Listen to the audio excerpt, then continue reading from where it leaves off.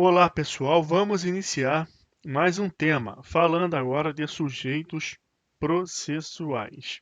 Vamos tratar do elemento humano do processo penal. Imagina o CPP como um livro, um romance, uma história. Primeiro, ele trata da legislação penal, depois da fase do inquérito, a fase administrativa, da apuração, se houve ou não crime, quando o delegado de polícia ele vai reunir elementos de autoria e materialidade, vai indiciar, vai encerrar esse inquérito pelo relatório e vai remeter ao juiz. O juiz envia para a acusação que avalia se é o caso de denúncia ou não. Por isso que a ação penal nós estudamos depois. Do ilícito penal advém também o ilícito civil. Aí precisa verificar dentro do processo penal como é tratada essa questão da reparação do dano oriundo de um ilícito penal, por isso que estudamos a ação civil. Depois, qual é o órgão jurisdicional? Julgador, para apreciar estas ações penais. Pode ter também questões de processo incidente no curso do processo. É preciso ter regras sobre o direito probatório e também regras sobre o elemento humano que atua no processo, seja o juiz, o Ministério Público, o acusado, o defensor, os assistentes da acusação, os funcionários da justiça, peritos e intérpretes. Então, nada mais, nada menos, o CPP ele vem estruturando o processo penal, agora falando do elemento humano. Então, pessoal, o que você precisa saber quando estuda sujeitos processuais? Logicamente, você precisa conhecer algumas regras específicas com relação a cada personagem aqui, mas o mais importante que isso é você obter uma compreensão geral do essencial nesse elemento humano para evitar a invalidade do processo penal. O que queremos dizer com isso? São as regras de impedimento e suspeição, que funcionam como um pressuposto processual de validade. Imagina a cena: todas as regras do processo penal, até aqui a prova, é bem conhecida dos sujeitos processuais, mas eles não estão interessados em aplicar estas regras, não. O Ministério Público quer condenar e ele está junto com o juiz nessa, eles têm um acordo para condenar o réu. Ou a defesa também entrou nesse acordo e não está a fim de defender muito bem, não. Ou seja, se os sujeitos processuais eles não atuam de forma válida, de acordo com o que manda a lei, o processo não será válido. A sua compreensão acerca desse assunto sujeitos processuais precisa girar em torno dessa concepção de validade do processo penal. E é sobre isso que temos mais questões de concurso. Logicamente, vamos estudar algumas regras específicas da atuação de cada sujeito processual. Por exemplo, que o assistente da acusação será admitido no processo até o transjulgado da sentença, que o intérprete ele é considerado um perito para efeitos de lei, que o defensor dativo tem direito a honorários arbitrados pelo juiz, pagos pelo réu quando ele não for pobre. Ou seja, no estudo dos sujeitos processuais, precisamos conhecer algumas regras específicas atinentes a cada personagem, mas também precisamos nos preocupar em compreender aquela questão que eu falei no início da aula sobre o pressuposto de validade do processo. Isso é o mais importante que cai mais em prova. Então, vamos iniciar o nosso estudo tratando do juiz. Vamos começar por esse sujeito processual, porque ele está no capítulo 1, mas também por uma questão metodológica. O que nós aprendemos com relação ao juiz, em relação ao impedimento e suspeição, você vai aplicar aos demais sujeitos processuais no que couber. Veremos nesta aula e na próxima o sujeito processual juiz tratando de noções gerais, hipótese de impedimento e suspeição, causa objetiva, rol taxativo e causa subjetiva, rol exemplificativo, consequências da cessação do parentesco por afinidade em razão da dissolução do casamento, as hipóteses de suspeição provocadas pelas partes. O que acontece se a parte provocar hipótese de suspeição? Você precisa saber qual é a consequência. A jurisprudência é a nossa ferramenta que otimiza o conhecimento. Vamos iniciar o estudo analisando esta figura geométrica que é bem conhecida dos estudantes quando se quer representar um processo. Não vamos entrar em polêmica sobre teorias acerca da natureza jurídica do processo. Se é uma relação jurídica processual do Oscar Van Boolen ou um procedimento realizado em contraditório do Fazzolari, aqui isso não vai importar. Eu só trouxe essa figura para facilitar a explicação acerca do nosso tema sujeitos processuais. Olha aqui no vértice, eu tenho o juiz, no outro vértice o réu, no outro vértice a acusação. Mas você sabe que no processo penal, você pode ter também um terceiro, aqui no caso do sequestro de bens, você pode ter um embargo de terceiro. No caso de fiança, ainda nós estudamos, mas você pode ter também incidentes no processo provocados pelo fiador do réu. Ora, então estou dizendo para vocês que nós temos o réu, temos a acusação, pode ser o Ministério Público ou o próprio ofendido na ação penal privada, que são partes. Mas também pode aparecer aqui no processo outras figuras com interesse no processo, atuando nesse processo. Então você tem que saber que o réu e a acusação são as partes principais do processo. E esses outros sujeitos processuais, como você tem aí o assistente da acusação, o terceiro que vem atuar no processo, o fiador do réu, no caso de fiança, você terá então outras pessoas que influirão aqui nessa relação processual, mas não são principais. Então, essas pessoas você vai chamar de partes secundárias. Partes secundárias. E as partes principais são o réu e a acusação. É importante você ter essa informação, porque já caiu questão de concurso perguntando sobre as hipóteses de impedimento e suspeição. Só que utilizou essa figura partes secundárias, esse termo, partes secundárias, no meio lá das alternativas. E teve uma incidência de erro razoável, porque as pessoas não sabiam o que eram as partes secundárias. Que partes secundárias são essas? E aí não conseguiu ter certeza lá no que estava fazendo, provavelmente por causa disso, houve muito erro nessa questão. Então, olhando essa figura, você já sabe quem são as partes principais e sabe que pode acontecer de termos aqui também partes secundárias. E o juiz é parte? Juiz não é parte. Juiz é o sujeito processual que tem uma função administrativa no processo de evitar o tumulto. Isso é muito claro no tribunal do júri, onde ele é o presidente e mantém a ordem no plenário. O juiz também tem uma função, por óbvio, que é a processual, a jurisdicional, de tocar o processo judicialmente, nos termos da legislação processual.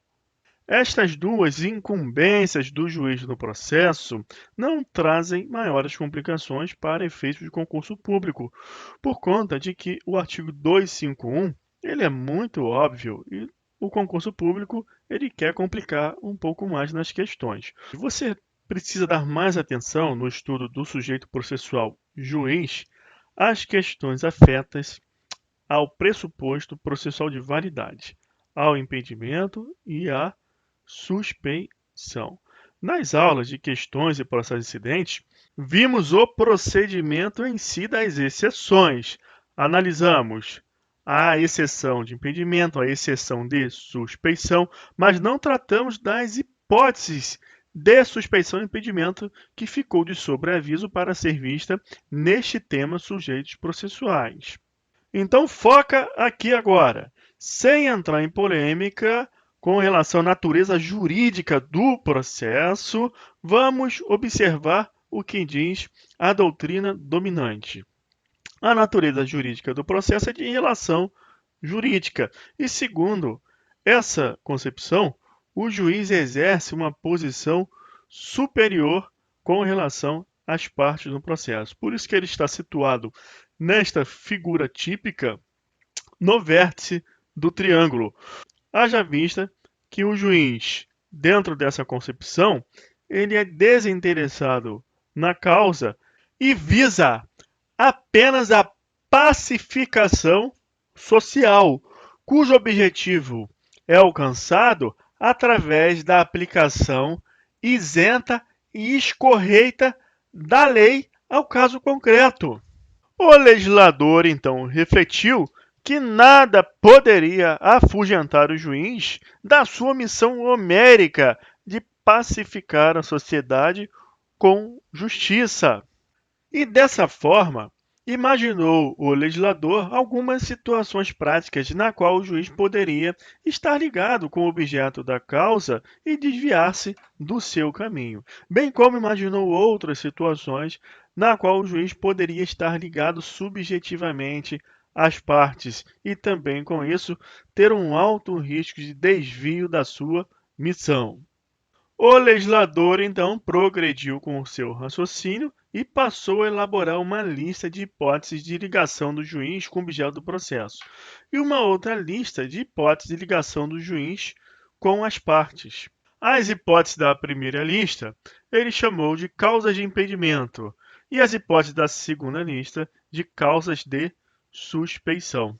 Ocorre que, durante a confecção da lista das causas de suspeição, o legislador percebeu que ele não conseguiria chegar ao fim de uma lista, porque ele percebeu se tratar de hipóteses subjetivas, tais como ser amigo íntimo da parte, ser inimigo da parte. Se o juiz for credor ou devedor de uma das partes, se o juiz der conselho a uma das partes, se o juiz tiver julgando uma causa na qual o réu seja um outro juiz de uma vara civil, na qual esse juiz julgador, no processo penal, ele tem uma ação civil lá correndo que ele gostaria de ganhar, lógico. Então, são várias as hipóteses de ligação do juiz com a parte que o legislador deveria ficar lançando nessa lista, e isso não teria fim. Pois bem, firmou-se o entendimento no sentido de que essa lista então seria exemplificativa. O legislador colocaria ali algumas hipóteses apenas a título de exemplo, sem prejuízo à identificação de outros casos que possam produzir o mesmo efeito, de tirar o juiz da sua missão de pacificação social com justiça, através da aplicação escorreita do direito de forma isenta e equidistante às partes. Vamos ler agora duas jurisprudências e tudo vai ficar mais claro para você. O fundamento axiológico da exceção de suspeição é o princípio da imparcialidade, valor que constitui, por um lado, pressuposto processual de validade da relação jurídica e, por outro, atributo do magistrado na análise de cada causa sob sua tutela jurisdicional, que lhe exige distanciamento das partes, é dizer, nenhum vínculo social, familiar ou emocional com elas. Significa possuir simpatia, senão pelo processo e pelas normas que o regem e que reclamam materialização do direito. A imparcialidade manifesta, sob a ótica processual, valores do Estado democrático de direito e emprega, porque resultado de um processo legal, a decisão devida e justa ao caso concreto. A imparcialidade, portanto, é um pressuposto processual de validade da relação jurídica processual que, se abalada, afastará o juiz da aplicação devida e justa do direito ao caso concreto, que, segundo a doutrina da relação jurídica, é uma forma de o juiz pacificar a sociedade. Olha essa outra aqui agora. O incidente de arguição de impedimento ou suspeição é a forma estabelecida em lei para afastar o juiz da causa, por lhe faltar imparcialidade. As hipóteses de impedimento são presunções legais absolutas de parcialidade, pois apontam relações entre o julgador e o objeto do processo, causa objetiva, imperativamente repelidas pela lei, de forma clara e objetiva, ocorrida, pois, a subsunção As hipóteses legais, restará prejudicada ope legis a condição de julgamento imparcial pelo magistrado. As hipóteses causadoras de impedimento, constantes no artigo 252 e 253 do CPP, são taxativas, não sendo viável interpretação extensiva e analógica, sob pena de se criar judicialmente nova causa de impedimento não prevista em lei, o que vulneraria a separação dos poderes e, por consequência, cercearia inconstitucionalmente a atuação válida do magistrado. Diversamente, as causas de suspeição vinculam subjetivamente o magistrado a uma das partes, causa subjetiva, motivo pela qual possuem previsão legal com a utilização de conceitos jurídicos indeterminados, haja vista haver infinidade de vínculos subjetivos com a aptidão de corromper a imparcialidade do julgador. Por conseguinte, mais condizente com a interpretação teleológica da norma é concluir ser o rol de causas de suspeição do artigo 254 meramente exemplificativo. Entremente, não basta invocar causas de suspeição em abstrato do pantanoso rol números apertos para que haja o reconhecimento do vício de parcialidade, pois o legislador apenas sugere a incidência de certa desconfiança nesses casos. Imprescindível, pois, que o recipiente demonstre com elementos concretos e objetivos o comportamento parcial do juiz na atuação processual, incompatível com seu mistério funcional, sob pena de banalização do instituto e inviabilização do exercício da jurisdição. Essa jurisprudência traz muitas questões de concurso. Primeiro, que a lista de hipóteses de impedimento ela é uma lista taxativa, por se tratar de causas objetivas. Ora, sendo uma lista taxativa, não admite extensão por aplicação analógica, nem interpretação extensiva. Em contrapartida, as hipóteses de suspeição são meramente exemplificativas, por se tratar de questões subjetivas infindáveis. Logo, trata de um rol números apertos, diferentemente do rol de hipóteses de impedimento, que é números clausos. E como vimos nas aulas de exceções, exceção de suspeição e exceção de impedimento, com relação à exceção de suspeição, por se tratar de fato subjetivo que é alegado a fim de afastar o juiz da causa, precisa ser provado, demonstrado, haja vista que estas regras trazem para lume conceitos jurídicos indeterminados. Amizade, inimizade, interesse na demanda precisa ser demonstrado no processo. Já as exceções de impedimento apenas têm a condição de que seja indicada aquela causa prevista em lei, uma relação do juiz objetivamente com a causa. Isso pode ser apontado, haja vista que é uma relação objetiva que é possível de ser vista a olho nu, basta olhar para a relação processual.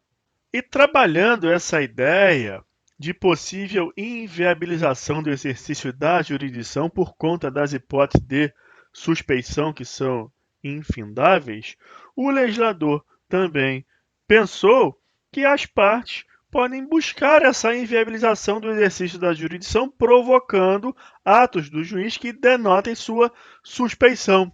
Logo, houve uma regra expressa no CPP, propositalmente tipificada a fim de evitar esse tipo de inviabilização provocada pelas partes que buscam desestabilizar a imparcialidade do juiz com o objetivo de arguir a suspeição e afastar-lhe do julgamento daquela causa. E esta regra está justamente prevista no artigo 256 do CPP, que diz que a suspeição não poderá ser declarada nem reconhecida quando a parte injuriar o juiz ou de propósito der motivo para criá-la.